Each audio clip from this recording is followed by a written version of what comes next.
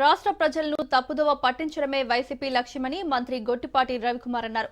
స్థానిక కూటమి నాయకులతో కలిసి బాబు జగజీవన్ రామ్ విగ్రహానికి పూలమాలలు వేసి నివాళులర్పించారు.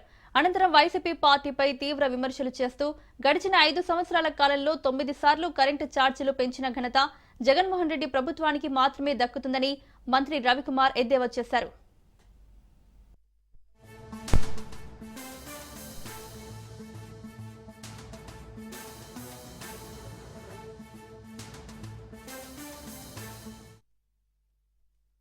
క్రిస్మస్ సందర్భంగా మా అద్దంకి నియోజకవర్గ ప్రజలు కానీ క్రైస్తవ సోదరులందరూ కూడా సుఖశాంతులతో ఉండాలని చెప్పి కోరుకుంటున్నాం.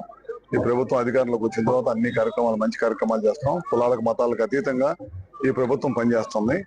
అదే కూడా ఈ విధంగా అద్దంకిలో కూడా ఎక్కడ కూడా గొడవలు లేకుండా మంచి ప్రశాంతమైన వాతావరణం అభివృద్ధి ధ్యేయంగా ఈ ప్రభుత్వం పనిచేస్తుంది. ఒక అద్దంకిలో కాకుండా రాష్ట్రం మొత్తం కూడా ఇదే విధంగా పనిచేసుకుంటూ క్రైస్తవ సోదరులకి మంచి పండుగ కాబట్టి ప్రపంచం మొత్తం కూడా క్రైస్తవ సోదరులందరూ కూడా ఈ పండుగని ఘనంగా చేసుకుంటారు. కాబట్టి మా క్రిస్మస్ పండుగని మా కాన్స్టిట్యూన్స్ ఉన్న క్రైస్తవ సోదరులు వాళ్ళతో పాటు ఈ పండుగలో పాల్గొని సోదర భావంతో వాళ్ళందరితో ఈ కార్యక్రమంలో పాల్గొని క్రిస్మస్ శుభాకాంక్షలను తెలియజేసుకోవడం జరిగింది.